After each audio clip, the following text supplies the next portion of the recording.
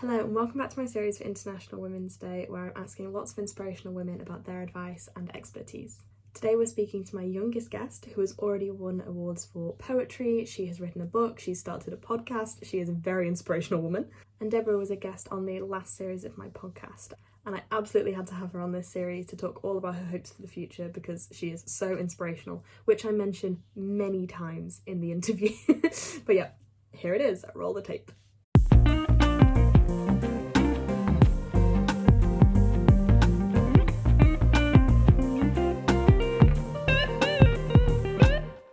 Hi Deborah, it's so good to chat to you again. Thanks for coming on. Hello, thank you so much for having me, Alice. I'm really excited to have you. Do you want to introduce yourself to my lovely followers? Of course. So my name is Deborah Olatunji. I'm an 18-year-old college freshman from Delaware, but I live in Philadelphia.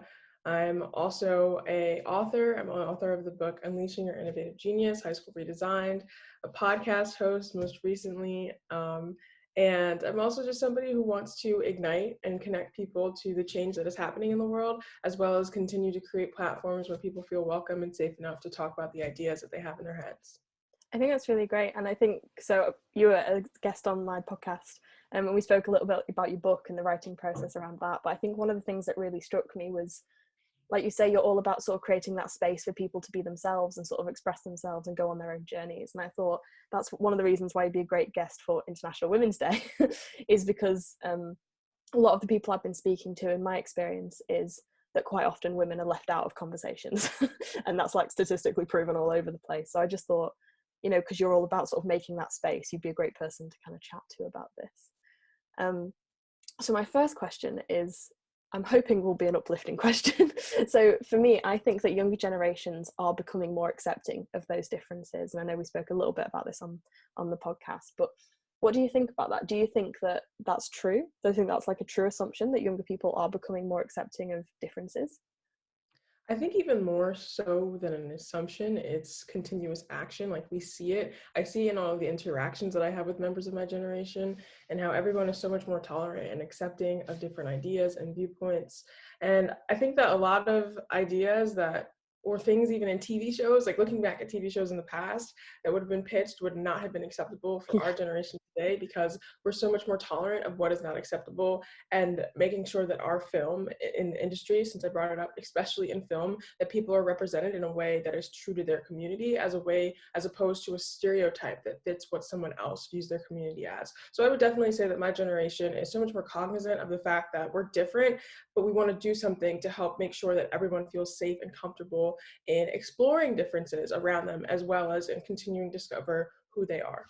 Yeah, and I think the film's a really good example of that because I know there was a lot of stuff when Friends was made available on Netflix and people going, oh, this is highly inappropriate, like this isn't woke, like all that kind of stuff. And I was like, that doesn't mean you can't enjoy it. I think, you know, you can watch it and say, okay, at the time, it's obviously not okay now. And I think as long as you acknowledge that, then that's okay. But I think it's interesting having, like you say, all of that sort of representation in film is definitely something we're more aware of now. But I'm also very cautious of putting representation in there to fulfill a stereotype. Like you mentioned, I think that's a dangerous game to start playing. But one of the things that I found so inspirational about, I feel like this is me just I'm going to be like, you're so inspirational, this is great. But one of the things that I love that you've started since we last spoke is this podcast where you're giving people kind of that voice and that space. Do you want to talk a little bit about why you started that? Of course. So the title of my podcast is the Voices of Disruption podcast. And I think the title gives it away pretty well.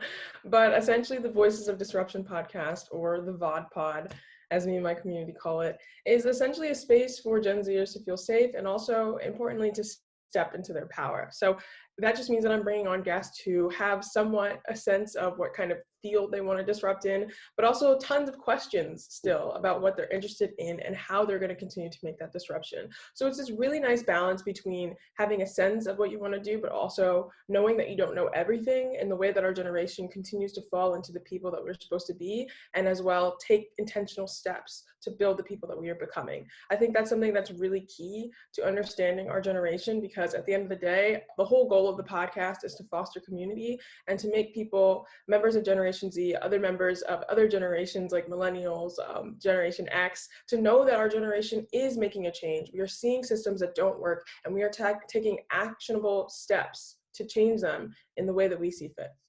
Yeah, and I think it's really interesting. So the episode, I've only listened to one, I'll admit, when I caught the end of a live stream, but I've subscribed and I will work my way through the rest. But something that I found really interesting in the discussions were those kind of actionable steps, like what can we actually do, as opposed to this kind of like high level discussion of wouldn't it be great if things change. I think that's something that's really great about sort of younger generations. I don't know if I'm a millennial or Gen Z. I'm sort of in the middle. I don't know what I'm doing, but I think like your generation or this generation is kind of like, okay, what are we actually going to do about it? What steps are we going to put in place? What steps would you recommend to young girls or young women to sort of have their voices heard? What kind of actionable steps would you recommend for them? I would definitely recommend first like analyzing the area that you're in. So for me, I'm from Delaware. I was born in New York but raised there, and so I kind of had a sense of the environment that I was in and started to make connections with who could support me and who I could learn from. But then I moved to Philadelphia for college. So now it's like I'm starting this new life on my own without my parents or family members. And I feel like women can feel that way also when we're entering in new fields that we're not familiar with. Yeah. So oftentimes it just takes, analyzing the environment, seeing who's there to help you, who maybe is not trying to help you, because that's important too. And then seeing who your sources of inspiration are, because there's so many women in this area that I'm so inspired by and that I'm so excited to learn from. And I think just making that connection makes you realize that as you continue to learn from others, somebody else is going to move into town one day and be inspired by you. It's just this continued process of inspiring one another and making sure that we are staying connected and staying local, especially to local government, and getting the change that we want. And a lot of that comes from networking with who's around you and figuring out who is in the area so that we can all work together to get this change and actually define it and understand what it means for our community. Yeah, and I think that's really important as well, is to make those connections and support each other, because I feel like a lot of the time, I don't know, at least in sort of conversations I've had previously, we're all very aware that there's only a certain number of seats at the table for women, and I think sometimes people are sort of going, well, I want that seat, so we sort of push each other down instead of lifting each other up. And I'm not saying that that's the fault of women, I'm saying that's the fault of there's not enough spaces at the table. But yeah, I think that's great advice, sort of asking people to lift each other up. I think that's really important. Gotta lift while we climb. Yeah, exactly. So thank you so much for coming on this. If you want to hear more from Deborah, I'd really recommend her podcast, The Voice of Disruption. I particularly like the episode on disrupting STEM because that's my area of interest, so I really enjoyed that. And I'll make sure the link's in the description. So thank you so much for coming on. Is there anything else you would like to share with the audience?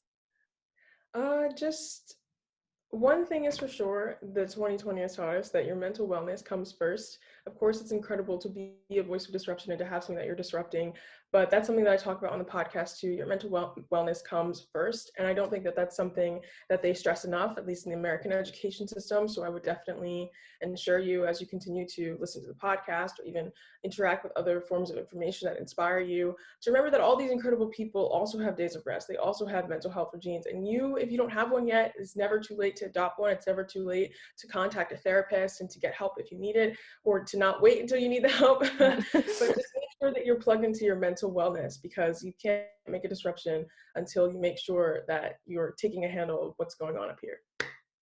Perfect. That's an excellent note to end on. Thank you so much for coming on. I really appreciated it. Of course.